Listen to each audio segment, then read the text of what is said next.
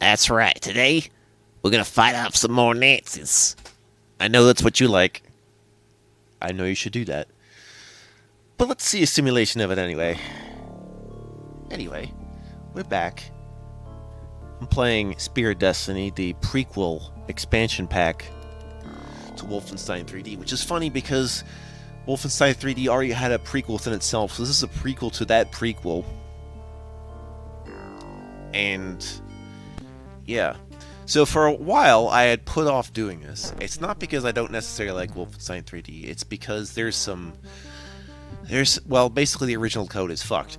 And I have resolved to use an actual, I guess, a source port runnable in DOS, which is kind of the next best thing in terms of recording.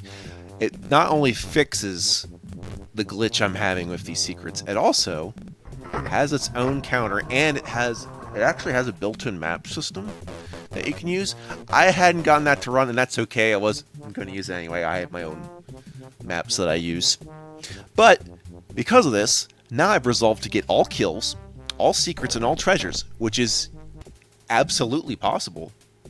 Except for the very end, which I'll discuss when we get there. But that's just the nature of how that works. It's a very special thing. Not much has really changed in terms of how the game really works, other than you're only going to get 20 floors, really. But some other thing that changed, like, you know, I have varieties of health. Well, now there's a variety of ammo, so you can get big boosts of ammo, which really encourages the use of the chain gun. Also, mutants will be thrown in there with the milkmen. I've forgotten what we call them, but I'm calling them the milkmen because it's funny. You know, the ones who are more accurate, kind of the scouts. You got these brown shirters who mean nothing. It's the blue guys who mean a lot, who tend to do a lot of the damage. And then you have the mutants. I hate the mutants. They don't make a sound, and they'll probably kill you dead. The only sound they make is the moment they shoot you. That's the only way you know that they're there. We got these vines. Were they in? Might have been. I'm forgetting a lot about how that went down. But needless to say, there can be more Wolfenstein in the future. But yeah. This kind of thing is a slog. It's really pushing how old of a first-person shooter I really want to do at length. Simply due to its grid-based nature, can only open up so much for level design. But I feel like I owe it to myself to do this, just to kind of finish that off. As for the other two expansion packs, Return to Danger and, what was it, Ultimate Challenge, I have not decided if I'm ever going to do those. I'm sorry. I mean, first of all, the level design is kind of piss poor, and I say that knowing that I've actually played through them, because it's laughable in terms of a schizophrenic curve, whether it's just super difficult or super easy, by just, like, going in one direction and be like, oh, look, there's the exit 10 seconds from my position. Which is not really a hallmark of what I like to do on this channel. It's like, oh yeah, here's the exit. Oh, that's cheap. Like, that's no fun. But I probably would have made the effort to explore all the content in it anyway.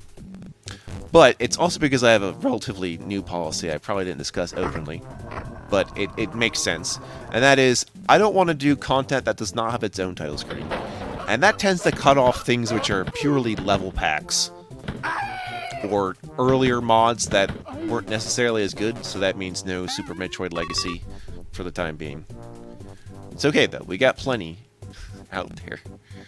But yeah, this is only really a thing for much older mods. There is plenty of Wolfenstein 3D content with that restriction applying to me. But if for some reason someone has an idea for making official screenshots that I would apply to my thumbnails for things that don't otherwise have a title screen, you are more than welcome. It's also why I haven't been doing Mario Kart / F-Zero content.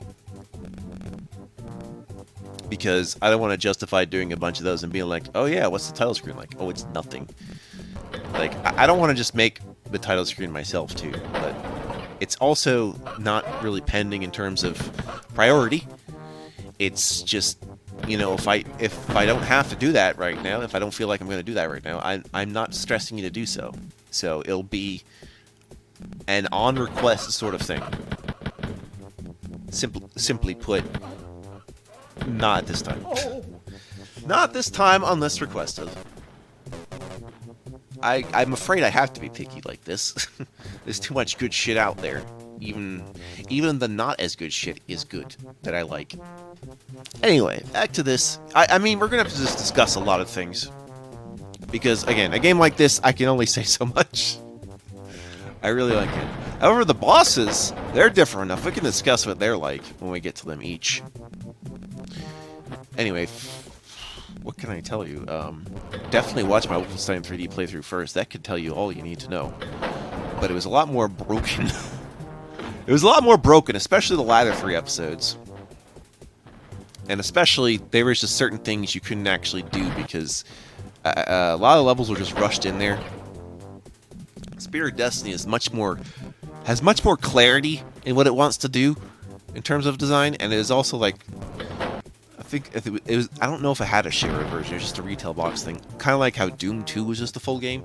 Yeah, Doom 2 is to Spirit of Destiny as Doom 1 is the Wolfenstein 3D. And we also have equivalent in Lakestone, which I think I would do next after this, actually, just to make things fair.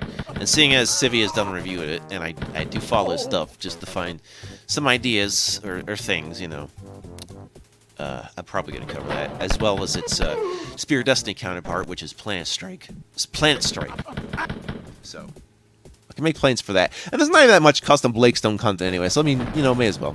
But, you know, that's me a lot farther out. It is just harder. It is harder. It is a harder game. It might be one of the hardest DOS games, actually, even despite my ability to save, which is crazy. I don't even feel like I'm cheapening this game by even saving as much as I do. I feel like I put on a good show. And it makes my deaths more fun, because I just be like, oh, look, here's what I didn't do. Here's what I should have done. We also get a much different noise from picking up the chain gun. I kind of prefer the other one, but this is cool too. It's kind of darker, more subtle, more sinister chain gun experience. Rated M for mature, definitely. I mean, yeah, it's good that games like this are no longer banned in Germany, but you understand the original reason, right? I don't think I could not make it more obvious if I could try. I don't want to make it obvious. It is obvious. But my obvious reason for them giving up is them realizing, oh yeah, well, you know, it's not like it encourages it. It's just that we don't want to give people the idea so fucking soon when there's a lot of policies in place to try to prevent something like that from ever happening again. Never again, quote. Well, yeah, we could talk about the effects of World War II all day if you wanted to. I couldn't. I might have done it enough. You know, it's like an ever-present specter in our lives. In our pasts, our dark pasts. Ah, it's Gaming Wolf, and he has a mysterious past. He must be cool. All those kills, all those secrets, all those treasures. Do do do do do do do do do do do do. That's pretty much how it's going to go. We'll sum up with the next video that starts pretty much with the ending screen here.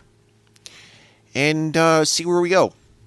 While I try to fill the void, because this is going to end up being more of a commentary thing just generally about what I'm doing, than the game itself. That's just the nature of the beast in this one. We can only go so far.